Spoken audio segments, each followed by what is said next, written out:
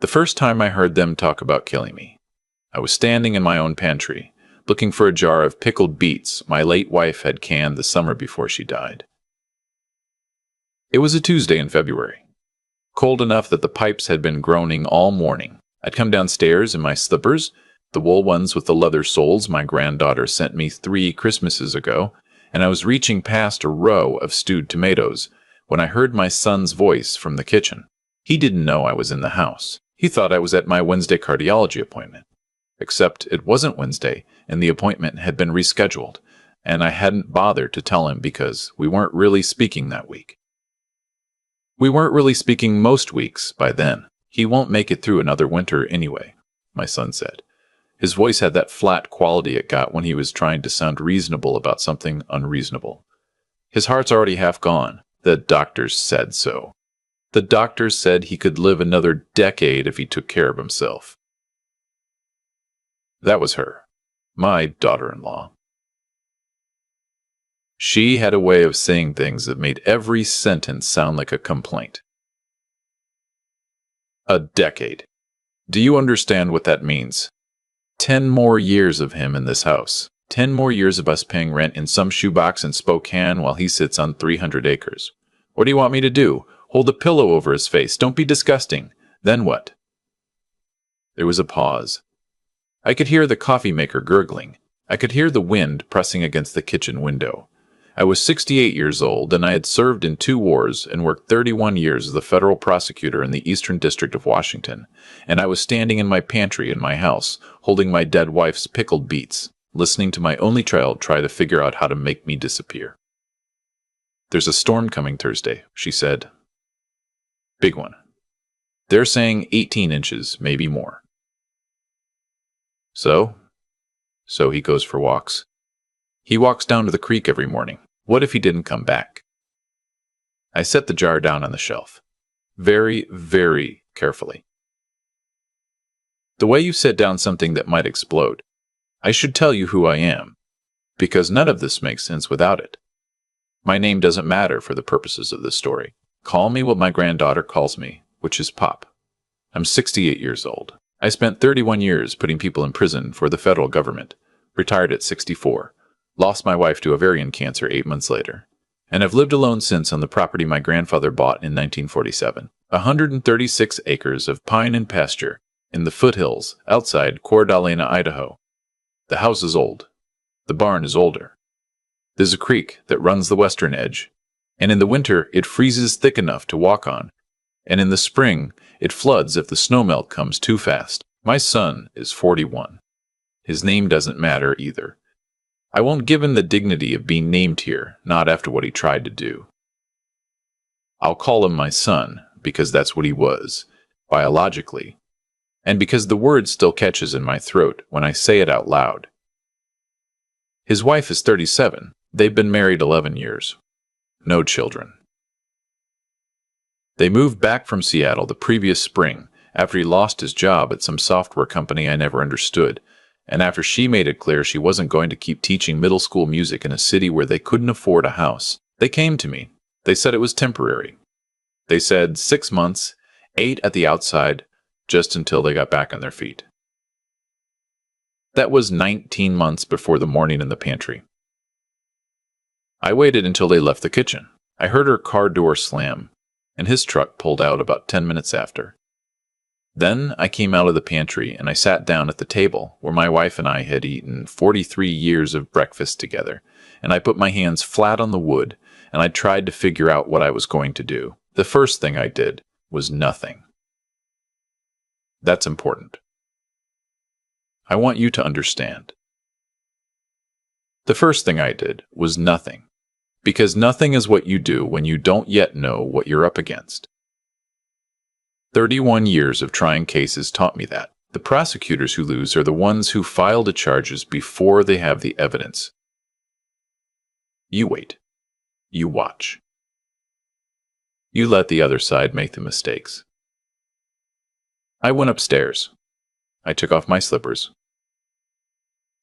I put on my boots. I went out to the barn and I fed the 2 horses we still kept, an old quarter horse named Buster, and a mare I'd bought my wife the year before she got sick, and I cleaned the stalls, and I did all the things I did every morning, and I did not let my hands shake. That afternoon, I called my attorney, not the family attorney who'd handled my wife's estate, the one my son knew about. A different one. A woman I'd known from the federal bench, who'd retired 3 years before me and was now doing private work out of an office in Spokane. I told her I needed to redo my will. I told her I needed to do it quietly. I told her I might need other things too, but I'd let her know. She didn't ask why. She'd been a federal prosecutor too. She knew the look of a man who'd heard something he wasn't supposed to hear. The storm came on Thursday like they said it would, 18 inches by mid-morning, with the wind pushing the drifts up against the north side of the barn. I didn't go down to the creek. I told my son I was feeling a little off, that I'd skip my walk that day, and he nodded with this carefully arranged expression of concern, and I saw it then for what it was. He'd been waiting for me to walk. He'd been hoping. There was a flicker of something like disappointment in his eyes before he covered it up, and that flicker was the moment I knew, in the marrow of my bones, that the conversation in the kitchen hadn't been theoretical. He'd been planning to follow me down to the creek. He'd been planning to do something. I don't know what exactly. I never asked him.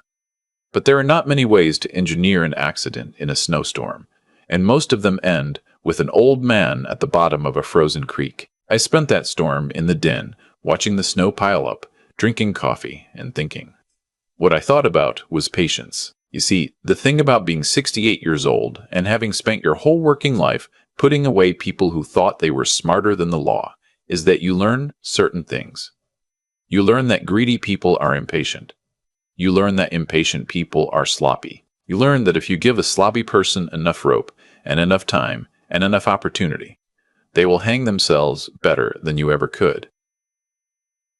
I was not going to confront my son.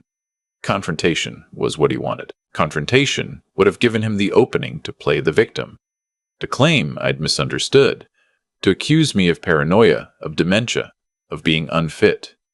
I'd seen it 100 times in court. The first thing a calculating defendant does is try to discredit the witness, and I was, in this case, the only witness. So I waited, and while I waited, I prepared. The cameras went in over the next 3 weeks. Tiny ones, the kind you can buy online, for less than what my son spent on a single dinner in town. One in the kitchen, hidden in the carved wooden owl my wife had brought back from a trip to North Carolina in 1998. One in the living room, tucked into the spine of a hardback I'd hollowed out myself, a copy of Moby Dick that I knew my son would never open. One in the hallway, in the smoke detector, one in the den. Audio in all of them. The microphones were good. Good enough that I could hear my daughter-in-law humming under her breath while she made tea. I had a safe deposit box at a credit union in Sandpoint, 40 miles north. Once a week, I drove up there and copied the week's footage onto a flash drive and locked it away.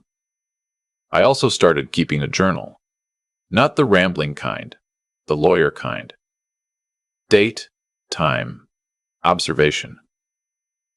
What he said, what she said, where they went, what they bought. I noted the new watch he started wearing in March, a Rolex I knew he hadn't paid for himself. I noted the trip she took to Seattle for a friend's birthday, and the credit card statement that came the following week showing 4 nights at a hotel I'd never heard of, and $2,300 in restaurant charges.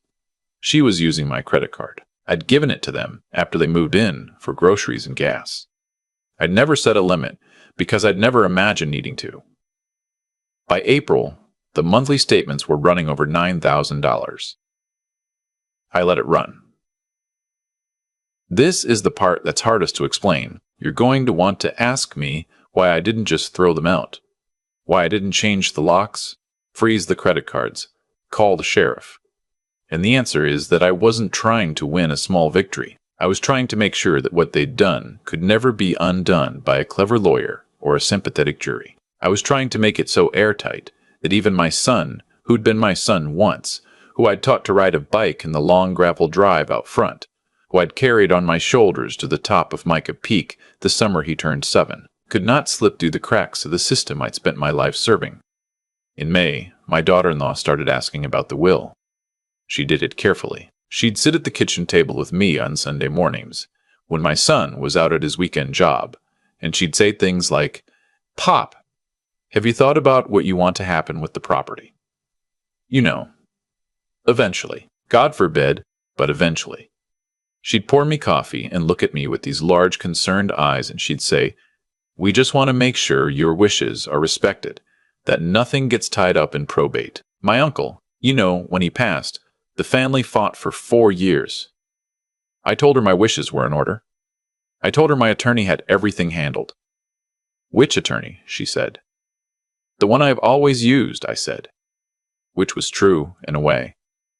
He still existed. He just didn't have the new will. "Well, that's good," she said. "Maybe we could meet with him sometime? Just so we know what to do when the time comes?" I told her I'd think about it. I knew then that they were planning to either alter the existing will or replace it with a forgery. They needed to know what they were working with. I made a decision that night, sitting in my den with the cameras humming softly in the walls. I was going to give them a fake. The next afternoon, I drove down to Spokane and met with my attorney, the one nobody knew about. I'll call her my counsel, because I owe her that protection, even now. My counsel listened to everything. She nodded a great deal. When I was finished, she said, "You know what you're doing is unusual." "I know. You understand that if you mishandle this, a defense attorney is going to argue entrapment. A jury could believe it. I'm not law enforcement. Entrapment doesn't apply to private citizens. It applies in the court of public opinion. You're going to be on a witness stand someday, explaining why you didn't just confront them. You need to be ready for that." "I'll be ready." She looked at me for a long time. Then she said, "I'll draft you 2 wills, a real one, and one that looks real enough to fool a 41-year-old man who was never very good at reading documents." We worked on it for 3 weeks. The fake will left them everything: the 136 acres, the house, the savings, the retirement accounts, the mineral rights, all of it, contingent on certain conditions that I knew my son would never bother to read carefully. The real will left them nothing, not a dollar. The land was placed in a conservation trust to be donated to the Idaho Nature Trust upon my death. The savings and retirement funds were split between 3 charities, a veterans organization in Spokane, a hospice that had taken care of my wife, and a scholarship fund at the University of Idaho Law School for first-generation students from rural counties. I had the fake will notarized by a friend of my counsel's, a young man who understood exactly what we were doing and why. He signed his name and stamped it and then sealed it in an envelope and gave it back to me. The real will was filed in 3 separate locations, with my counsel, with a partner firm in Boise, and in the safe deposit box in Sandpoint. I came home and I put the fake will in the locked filing cabinet in my office. The cabinet that my son had been picking the lock on for months. I knew because I'd put a piece of clear tape across the seam, a little trick I'd learned in the prosecutor's office, and every few weeks the tape was broken and replaced. Sloppy. He thought I wouldn't notice. He found the will within 4 days. I know because the camera in the office caught him doing it, caught his face when he read it, caught his hand shaking. He took photos of every page with his phone. Then he carefully put it back, locked the cabinet, and walked out humming a song from his college days. That night, at dinner, he was the most pleasant version of himself I'd seen in 2 years. He asked me about my grandfather. He asked about the time I'd taken him fishing on Priest Lake when he was 9. He laughed at one of my old jokes. My daughter-in-law watched him from across the table with the expression of a woman who had just been told she'd won the lottery. I cut my pork chop into careful pieces, and I chewed slowly, and I said nothing. The next phase took the longest. Almost 4 months. 4 months of waiting for them to make the move I knew was coming. 4 months of watching them not quite figure out how to do it. The problem they had was that I was healthy. The cardiologist had cleared me at my last appointment. I was walking 3 miles a day.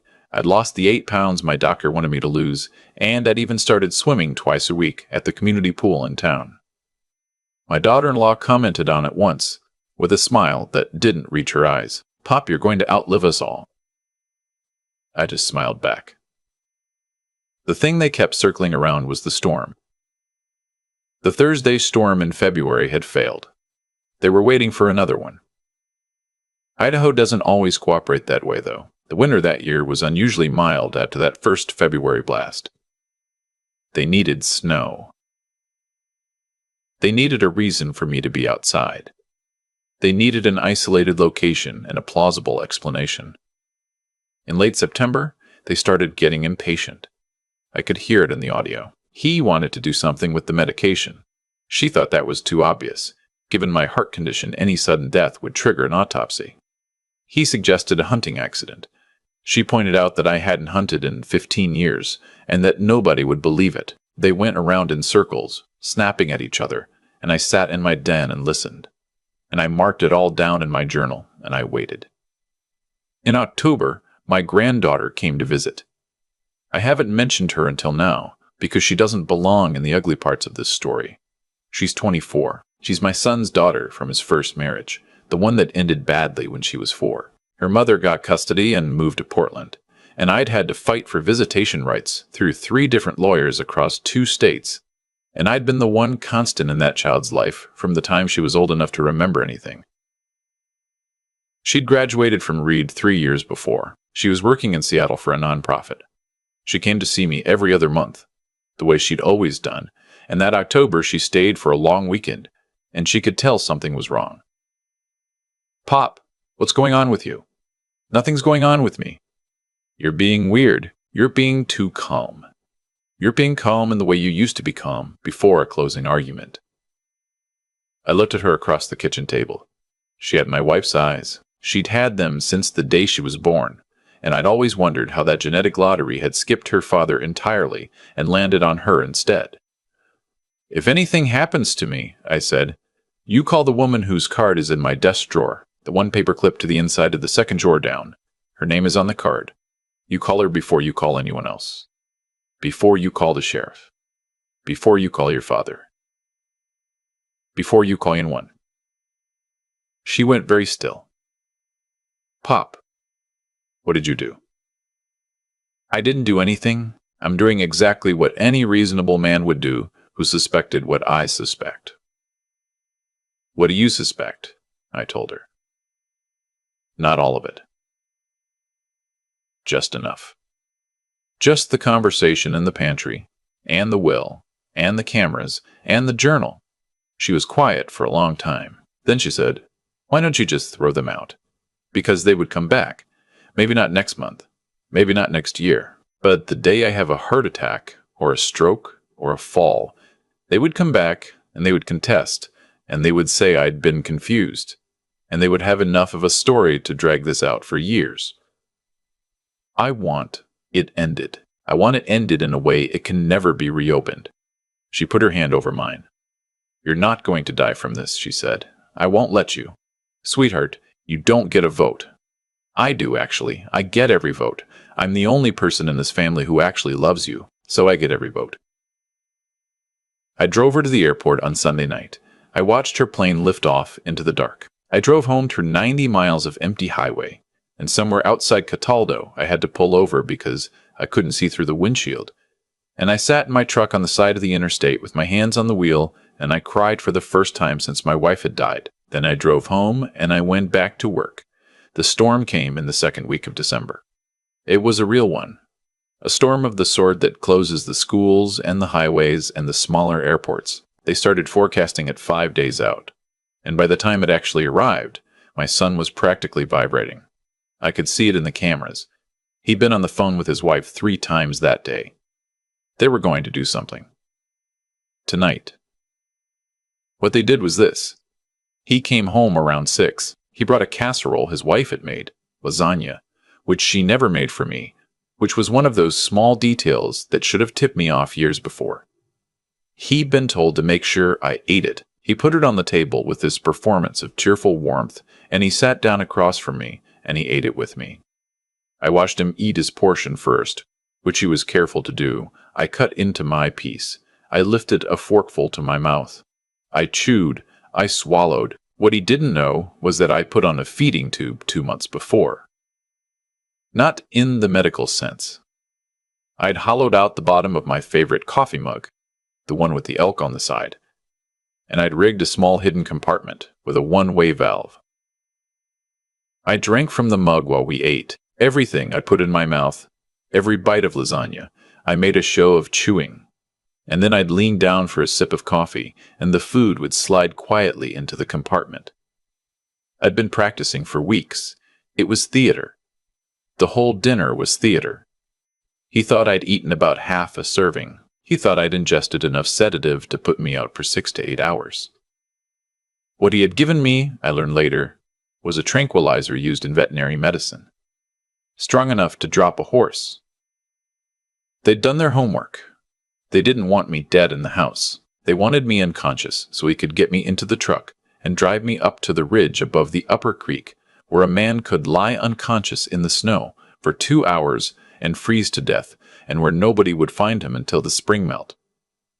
I stood up from the table after about 40 minutes. I yawned. I said I was going to bed. I went upstairs and I lay down on top of the covers with my boots on. I waited. He came up at 9:30. He stood in the doorway of my bedroom for a long time. He said my name twice, very softly, the way you check on a sleeping child. I didn't move. I'd taken 3 Benadryl to make my breathing slow and heavy. He came into the room. He pulled the blanket back. He put his hand on my chest, and I felt his palm trembling against my sternum, and I lay there with my eyes closed and my breathing measured. And I let my son think he had succeeded. He carried me out to his truck. It took him 2 trips because I'm not a small man, and he had to come back for my coat. He'd dressed me in my heavy parka. He'd put my boots on. He wanted it to look like I'd gone for a walk and gotten lost. They thought of everything except the camera and the carved wooden owl and the audio that recorded every word he and his wife said as they argued in the kitchen about whether to leave my phone behind, and the GPS tracker I had sewn into the lining of my parka 4 months earlier, and the fact that my granddaughter had been parked in an unmarked rental car a quarter mile up the road since 7 o'clock that evening, watching the house, ready to follow. He drove me up to the ridge. He dragged me out of the cab. He laid me in the snow about 30 feet off the Forest Service road, in a small clearing surrounded by pines. He kicked some snow over my legs to make it look like I'd lain there a while. He stood over me, his breath coming out in clouds. I felt the moment when he hesitated, the moment when he almost did something else. Some last decent thing, like put his coat over me, or call an ambulance, or tell me he was sorry. He didn't. He walked back to his truck. He drove away. My granddaughter found me 11 minutes later. She had the heat blasting in her rental car. She had a thermos of soup. She had a sheriff's deputy from a county 2 over, a man my counsel knew personally, who had been briefed on the operation in confidence, and who had been waiting at a gas station in Cataldo for the call. I came around in the back seat of her car about 20 minutes after that, with my granddaughter holding my hand and crying so hard her shoulders shook.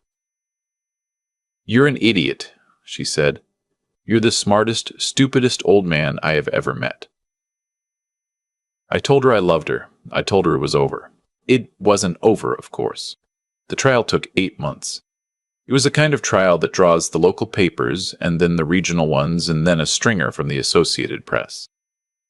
Retired federal prosecutor uses 30 years of courtroom experience to set a sting operation against his own son. That kind of story.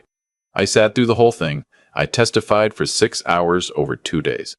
The defense tried everything they could. They argued that I'd entrapped him. They argued that the cameras were invasion of privacy. They argued that my son had been manipulated by his wife, that he was the victim of a domineering woman who'd planned everything herself. The jury didn't buy any of it. My son got 19 years for attempted murder, plus an additional 6 concurrent for fraud and forgery and grand theft, related to the credit card spending and the falsified documents they'd been planning to use to transfer the property after I died. My daughter-in-law got 22. The judge was a woman I'd argued in front of decades ago, back when she was still on the bench in Spokane. She made it clear in her sentencing that she viewed my daughter-in-law as the architect. She said it in open court. She said, The evidence presented at trial demonstrates conclusively that the defendant was not merely a participant, but the prime mover in a sustained and calculated conspiracy to murder her father-in-law for financial gain. The court finds it appropriate that the sentence reflect the central role the defendant played in initiating, planning, and executing this conspiracy. I watched my daughter-in-law's face go white. I watched her sit down very hard in her chair. I watched her look at my son, and I watched him look back at her. And I watched the marriage they had built on the foundation of my death dissolve in a single shared glance. My son tried to speak to me twice during the trial. Once before the verdict, when his lawyer brought him over during a recess, he said, "Dad." That was all. Just the word. I looked at him and I did not say anything back, and after a long moment, his lawyer led him away. The second time was after the sentencing. He was in the orange jumpsuit. He was being led out by 2 deputies. He turned in the doorway and he said, loud enough for the room to hear, "I'm sorry, Dad. I'm so sorry." I stood up from my seat in the gallery. The room got quiet. "You are my son," I said. That was all I said. The deputies pulled him out. The door closed behind him. I sat back down. It's been almost 2 years now. The property is in the trust. I sold the house, the one my grandfather built and my wife loved, and I moved into a smaller place in Sandpoint with a view of the lake.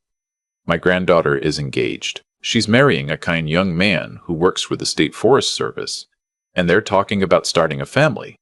And I am going to live long enough to hold my great-grandchild, because I've decided that I am.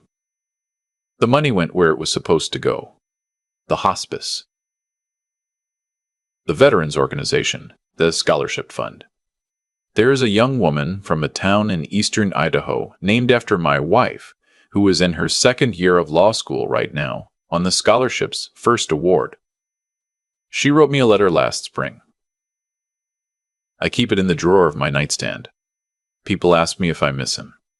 My son, they ask carefully, the way you ask a man about a dead spouse. I tell them the truth, which is that I miss the boy he was.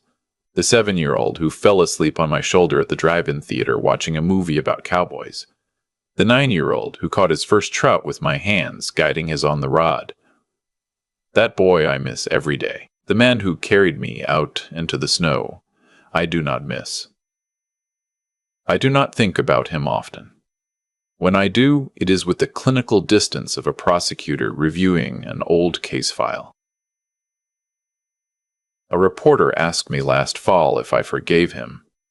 I thought about it for a long time before I answered. I said, "Forgiveness is between him and his God. My job was justice. I did my job." She wrote that down. It ran on the front page of the Spokesman. Review the following Sunday. I sit on my back porch most evenings now, looking out at the lake with a cup of coffee and a book and the dog my granddaughter gave me for my last birthday, a rangy old retriever named after a saint. I won't bother to mention. The dog snores. The lake turns colors in the evening light. I am 69 years old, going on 70, and I have learned what I should have learned 30 years sooner, which is that love is not the same as trust, and that blood is not the same as loyalty, and that the people who say they need you are not always the same as the people who actually love you. If you're listening to this, and you're an older person, and you have a feeling about someone close to you, a feeling you've been trying to talk yourself out of, don't trust the feeling. Get your affairs in order. Talk to a lawyer your family doesn't know about. Put cameras in your house if you have to. It's your house. You built it. You paid for it.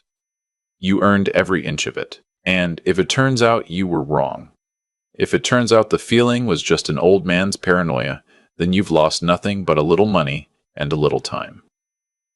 And if you were right,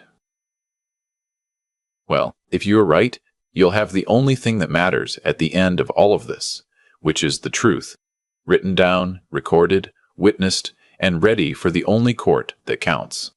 I think about that night in the pantry more often than I should. The moment I set down my wife's jar of pickled beets and understood, in a way that no amount of courtroom experience had prepared me for.